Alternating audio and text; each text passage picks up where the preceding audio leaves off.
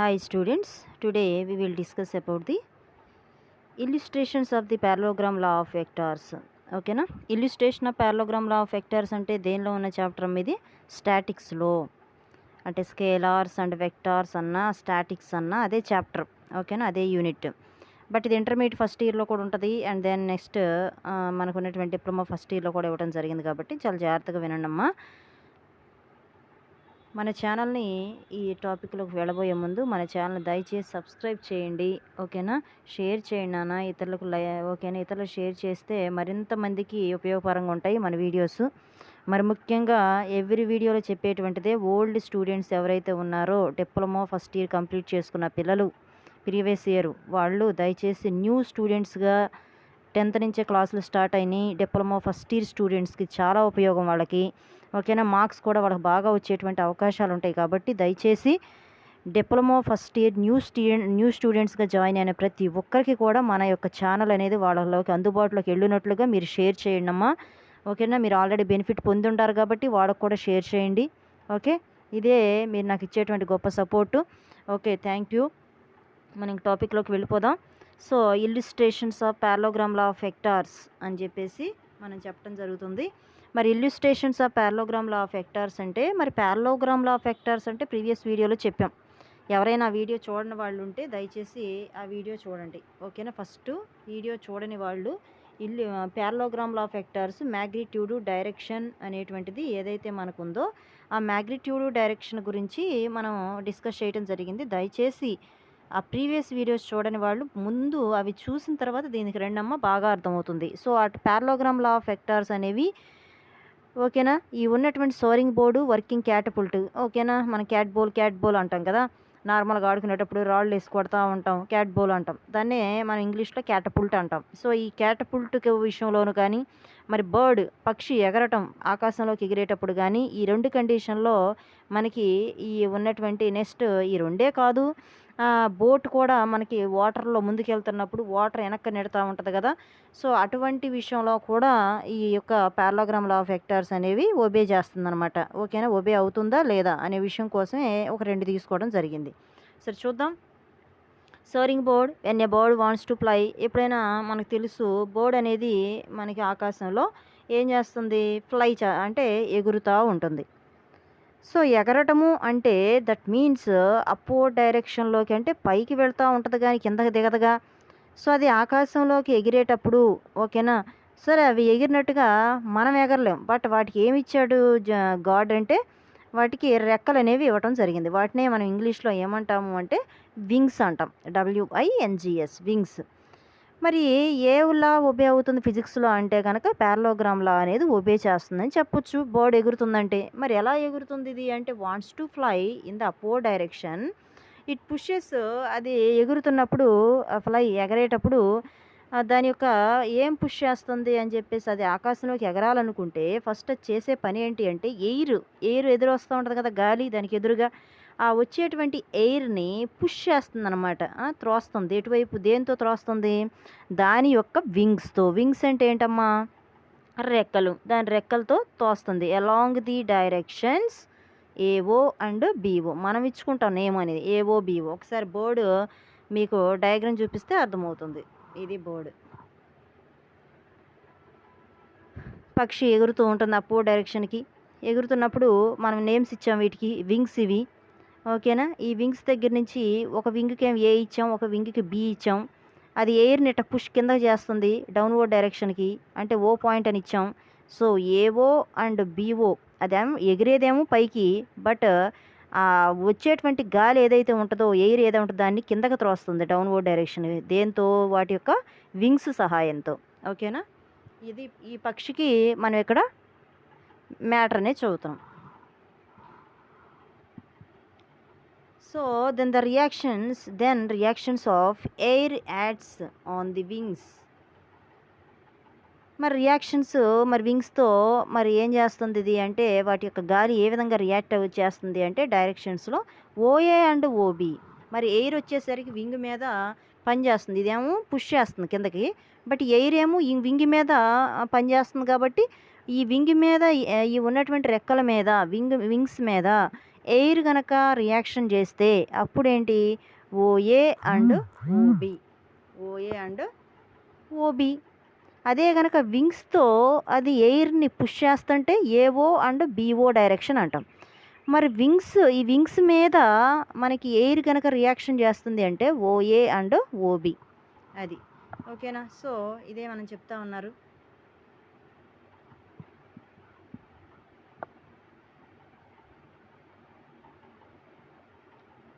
OA and O B. So the resultant of O A bar, మరి resultant of O A bar అంటే ఎంతమ్మా, డయాగ్రామ్లో చూపించిన రీతిగా resultant of O A bar and O B bar, resultant of O A bar and O B bar is, దీని యొక్క ఫలితం ఏంటి అంటే ఇలా తోయటం వల్ల O A bar and O B bar యొక్క ఫలితం ఏంటి, రిజల్టెంట్ అంటారు ఇంగ్లీష్లో, అది ఓసీ బార్. దాని ఫలితంగా అది అప్వర్డ్ డైరెక్షన్కి ఎగరటమే కదా. దాని ఫలితం ఏంటి అంటే ఇదంతా జరిగేది, ఈ యాక్షన్ అంతా జరిగేది దేనికోసం, అది అప్వర్డ్ డైరెక్షన్కి ఎగరటం కోసం. ఆ ఫలితం ఏంటి, OC bar. Okay, and hence the bird, అందుకే బర్డ్ అనేది అప్వర్డ్ డైరెక్షన్కి ఫ్లై అవుతుంది అని చెప్పొచ్చు. ఓకేనా, ఇది మనకి సోరింగ్ బర్డ్. సో మనకి ప్యారలోగ్రామ్లో అనేది రాంబస్లా కనపడిద్ది చూస్తే, బట్ ఈ డైరెక్షన్లో చూడకూడదు, ఇలా చూడాలి డైరెక్షన్. అవునా, ఇది ప్యారలోగ్రామ్లో ఓబి అండ్ ఏసీ రెండు ఈక్వల్గా ఉండయే సైడ్స్, ఓఏ అండ్ బీసీ రెండు ఈక్వల్గా అంటే ప్యారలోగ్రామ్లో అని ఇది ఒబే చేస్తుందని చెప్పడం కోసం. ఓకేనా, నెక్స్ట్ వర్కింగ్ ఆఫ్ క్యాటపుల్ట్ అంటే క్యాట్ బోల్ అంటాం. చూడండి ఇక్కడ డయాగ్రామ్ చాలా క్లారిటీగా ఉంది. వైయాకారంలో ఇదేమో చూడండి, ఒక స్టోన్ తీసుకున్నాడంట, ఈజ్ హెల్డ్ పట్టుకున్నాడు. ఓకేనా, ఎట్ ఓ పాయింట్, ఎక్కడ ఓ అనేటువంటి పాయింట్ దగ్గర పట్టుకోవడం జరిగింది చేత్తో. ఆన్ ది రబ్బర్, దేని మీద, ఇది రబ్బర్ స్ట్రింగ్, ఇది ఉంది కదా మనకి, ఇలా పట్టుకోవడం జరిగింది చూసావా, ఇది రబ్బర్ స్ట్రింగ్. అంటే బీఓ అండ్ ఏఓ ఏదైతే ఉందో క్యాట్ బోల్ నుంచి, ఈ వైయాకారంలో ఉన్నటువంటి క్యాట్ బోల్ నుంచి మనకి రెండు లైన్స్ లాగా ఉన్నాయి, ఇది బీఓ అండ్ ఏఓ. ఇది మనకి ఏంటి అంటే రబ్బర్ స్ట్రింగ్ మీద ఏం తీసుకున్నారు, స్టోన్ తీసుకోవడం, పట్టుకోవడం జరిగింది. Okay, when the stone in the rubber string, ఎక్కడ ఉందంటే రబ్బర్ స్ట్రింగ్లో ఉంది stone, pulled backwards internal restoring forces. So ఇది ఏం చేస్తున్నారు, బ్యాక్వర్డ్ డైరెక్షన్కి లాగుతున్నప్పుడు ఏ ఫోర్స్ యాక్ట్ చేస్తుందంటే యాజ్ పర్ ఫిజిక్స్ ఇంటర్నల్ లోపల, రీస్టోరింగ్ అగైన్ ఫోర్స్ అనే ఉన్నటువంటి ఫోర్స్ అనేది, ఆ శక్తి అనేది రీస్టోర్ అవ్వటం, రీస్టోరింగ్ ఫోర్సెస్ అనేవి మనకి విల్ బి డెవలప్ అవుతుందన్నమాట దీని లోపల. సో అవ్వటం వల్ల ఇన్ ద రబ్బర్ స్ట్రింగ్లో అలా అవ్వటం వల్ల ఎలాంగ్ ది డైరెక్షన్స్, ఏ డైరెక్షన్స్లో మనకి ఓఏ అండ్ ఓబి డైరెక్షన్స్లో, along the directions OA and OB.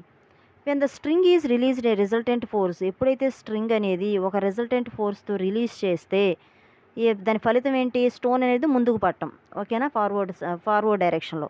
మరి ముందుకు పడిన స్టోన్ ఎక్కడికో వెళ్ళి పడిద్ది కదా. సో ఫలితం ఏంటి, ఓ నుంచి సికి, ఓసి రిజల్టెంట్ అనేది ఇక్కడ. ఓకేనా, so on the stone and it moves forward when the string is released, ఎప్పుడైతే రిలీజ్ చేస్తాం resultant force ads in the direction, A direction వెళ్తుంది, ఓసి. ఆన్ ది స్టోన్ మీద నుంచి ఇట్ మూవ్స్ ఫార్వర్డ్, ఇది ఎటువైపు వెళ్తుందంట, ఫార్వర్డ్ డైరెక్షన్లో వెళ్తుందంట. ఓకే అమ్మా, ఇది మనకి సరే ప్యారలోగ్రామ్లో దీనికి ఎలా ఒబే అయింది మేడం అంటే సేమ్ డైరెక్షన్ వచ్చిందా లేదా చూడు ఒకసారి. బీసీ అండ్ ఓఏ రెండు equal, next A C and O A ఈ రెండు సైడ్స్ ఈక్వల్, ఇది ప్యారలోగ్రామ్లో అనేది మనకు ఒబే చేస్తుంది. ఓకేనా, ఇది మనం తీసుకునేటువంటిది. సో కొన్ని ప్రాబ్లమ్స్ ఉన్నాయమ్మా, దయచేసి సాలిడ్ ప్రాబ్లమ్స్ ఇవి మీకు ఇవ్వబడిన టెక్స్ట్ బుక్స్లో కూడా ఉంటాయి. ఇది జూన్ జూలై 2022లో వచ్చినటువంటి క్వశ్చను. అలాగే 2017లో ఈసీ వాళ్ళకి బ్రాంచ్కి, సిఎంఈ వాళ్ళకి, ఓకేనా, సివిల్ మెకానికల్ ట్రిపుల్ వాళ్ళకి, ఈసీ వాళ్ళకి వచ్చినటువంటి క్వశ్చన్ ఇది. ప్రతి ఎవ్రీ టైం వస్తూ ఉంటుంది. పీ బార్ ఇచ్చేసాడు, క్యూ బార్ ఇచ్చాడు. ఓకేనా, P bar and Q bar ఇచ్చేసాడు.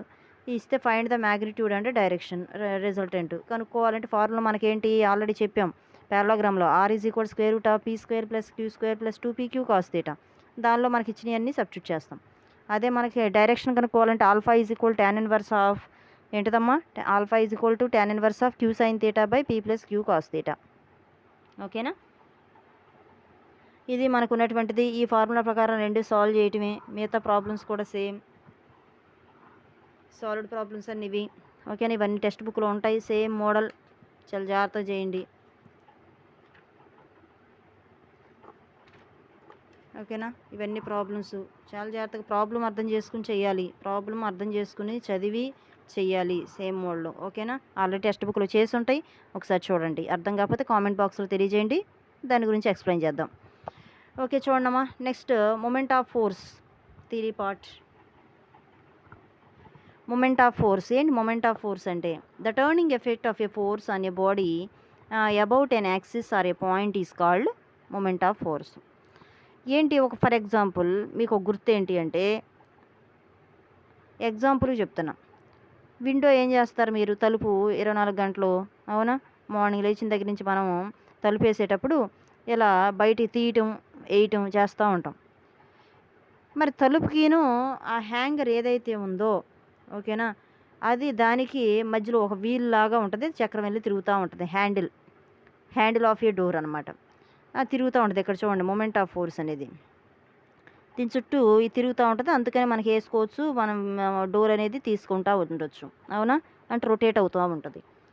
అది టర్నింగ్ అవుతుంది. అంటే ఒక పాయింట్నే బేస్ చేసుకున్నది. హ్యాంగర్ అనేటువంటిది ఏదైతే ఉందో అది ఒక పాయింట్ లేదా ఒక యాక్సిస్, దాన్ని బేస్ చేసుకుని ఇది మనకి రొటేషన్ అవుతూ ఉంటుంది. ఓకేనా, సో ఇది మనకు ఉన్నటువంటిది. అదే కాదు, ఇంకా ఎగ్జాంపుల్స్ కావాలి అంటే కనుక, ఫర్ ఎగ్జాంపుల్ సైకిల్ ఉంది మీకు, సైకిల్ కానీ లేకపోతే ఏదైనా ఒక బోల్ట్ ఉంది, సైకిల్ బోల్టే కాదు, ఏదో ఒక బోల్ట్ ఉంది. రెంచ్ తీసుకున్నావు, రెంచ్ తీసుకుని ఏం చేస్తావు? బోల్ట్ని ఇలా తిప్పుతూ ఉంటావు, అవునా. అంటే బోల్ట్ అనేది ఏంటిది? అక్కడ ఒక యాక్సిస్, ఒక పాయింట్. నువ్వు రెంచ్ తీసుకుని తిప్పుతున్నావే సేమ్ ఫోర్స్తో, ఒకే ఫోర్స్తో, క్లాక్ వైజ్, ఇద్దరు clockwise or anticlockwise అని, అది మనకు రొటేట్ చేస్తుంది. అర్థమైంది? టర్నింగ్ ఎఫెక్ట్ అంటాం. Turning effect of a body దేని చుట్టూ తిరుగుతుంది? ఏదో ఒక యాక్సిస్, ఏదో ఒక పాయింట్ చుట్టూ తిరుగుతుంది. దాన్నే మూమెంట్ ఆఫ్ ఫోర్స్ అంటారు. ఓకేనా. లేదు నాకు తెలిసే ఎగ్జాంపుల్ చెప్పండి మేడం అన్నారనుకో, మీకు తెలిసే ఎగ్జాంపుల్ ఏంటి అంటే, ఒక పేపర్ తీసుకుని పేపర్లో పెన్ అనేది ఇన్సర్ట్ చేసి గిరగిర తిప్పుతూ ఉంటారు, అవునా. మిడిల్ పాయింట్ ఎక్కడో చోట నువ్వు పెన్ ఎక్కడైతే ఇన్సర్ట్ చేసావు that is the point or axis. దాని చుట్టూ మనకు తిరుగుతూ ఉంటుంది కదా పెన్ చుట్టూ, పేపర్ అనేది తిప్పుతున్నప్పుడు. అది కూడా ఒక ఎగ్జాంపుల్, మీకు తెలిసిన బాగా ఎగ్జాంపుల్. ఓకే, చూద్దాం. Explanation. Moment means turning effect. Moment అంటే ఒక తిరిగేటువంటి effect that causes the rotation, దాన్ని ఒక రొటేషన్ అనొచ్చు. The moment of force is turning effect caused by the force on you body మీద ఫోర్స్ అనేది అప్లై చేసినప్పుడు అది తిరుగుతూ ఉండేటువంటిదే. So the moment of force is tendency of a rotate about a body around axis, ఒక pointer ఒక axis చుట్టూ తిరుగుతుంది. The body does not necessary have to rotate about that axis or point. Body అనేది ఒక point చుట్టూ తిరగాల్సిన అవసరం, but the moment interprets the force is trying to rotate. ఆ ఫోర్స్ అనేది దాన్ని అలా తిప్పుతూ ఉంటుందని చెప్తా ఉన్నాడు. For example, force is apply wrench మీద ఫోర్స్ అప్లై చేసావు. It may not actually turn on the bolt, ఓకేనా. బోల్ట్ అనేది దాని అందరికి అదే తిరగదు, బట్ ద ఫోర్స్ జనరేట్స్, ఓకేనా. ఇప్పుడు రేంచి దానికి పెట్టేసేసి రేంజ్గా బోల్ట్కి పెట్టేసేసి తిరగవే అంటే తిరుగుద్దా? లేదు కదా. నువ్వేం చేయాలా? ఫోర్స్ అప్లై చేయాలా, ఫోర్స్ అనేది జనరేట్ అవ్వాలా. A turning force around the bolt చుట్టూ కూడా ఒక ఫోర్స్ అనేది అప్లై చేసినప్పుడు మాత్రమే అప్పుడు తిరుగుతుంది. ద సేమ్ వే అలాగే sufficient pushing force applied on the handle of A door, అది కూడా అంతే. ఒక హ్యాంగ్ ఉంది, డోర్ చుట్టూ ఆ డోర్ అనేది మనం వేస్తాం, ఆ డోర్ ఆటోమేటిక్గా తిరిగిద్దా? నువ్వు ఫోర్స్ అనేది అప్లై చేయాలి డోర్ మీద, అవునా కదా. Door causes the door to rotate about axis, దాని చుట్టూ తిరుగుతూ ఉంటుంది. హింగ్స్ గుండా పాస్ అవుతూ ఉంటుంది అనమాట. ఓకేనా. So moment of force is represented by టౌతో రిప్రజెంట్ చేస్తాం. It is a vector quantity అనమాట. సో ఫార్ములా వచ్చేసరికి the moment of force about an axis are directly are proportional to the perpendicular to the axis of force. అంటే మనం formula ఎలా తీసుకోవచ్చు అంటే, moment of force అనేది is equal to force into perpendicular distance of the axis rotation. దీని వస్తువుకి ఇది ఎలా ఉంది? ఆ మూమెంట్ ఆఫ్ ఫోర్స్ అనేది పర్పెండిక్యులర్గా ఉంది. సో దాని చుట్టూ తిరిగేటువంటిది టార్క్ టౌ. మూమెంట్ ఆఫ్ ఫోర్స్ని దేంతో రిప్రజెంట్ చేస్తాం? టార్క్ టౌతో రిప్రజెంట్ చేస్తాం. ఈజ్ ఈక్వల్ టు ఫోర్స్ అంటే ఎఫ్ ఇంటూ పర్పెండిక్యులర్ డిస్టెన్స్ అంటే స్మాల్ ఆర్తో రిప్రజెంట్ చేసాం. ఇక్కడ రేంజ్ స్మాల్ ఆర్. ఇది సరే. ఎస్ఐ యూనిట్ ఏంటి అంటే న్యూటన్ మీటర్ అమ్మ. ఎందుకు న్యూటన్ మీటర్? ఫోర్స్ అంటే న్యూటను, మనకు ఫస్ట్ యూనిట్లో చెప్పుకున్నాం ఆల్రెడీ. డిస్టెన్స్ అంటే metre, newton metre. Next couple, ఓకేనా. ఇప్పటికి లెంతీ వీడియో అయిపోతుంది, ఓకేనా. సో దయచేసి నెక్స్ట్ వీడియోలో డిస్కస్ చేసుకుందాం. కపులంటే ఏంటి, నెక్స్ట్ మనకు ప్రాబ్లమ్స్ ఉన్నాయమ్మా. ఓకేనా, ప్రాబ్లమ్స్ ఉన్నాయి, ఎక్సర్సైజ్ ప్రాబ్లమ్స్ ఉన్నాయి. అవి కూడా నెక్స్ట్ వీడియోలో మనం ఓకేనా డిస్కస్ చేసుకుందాం. Thank you one and all.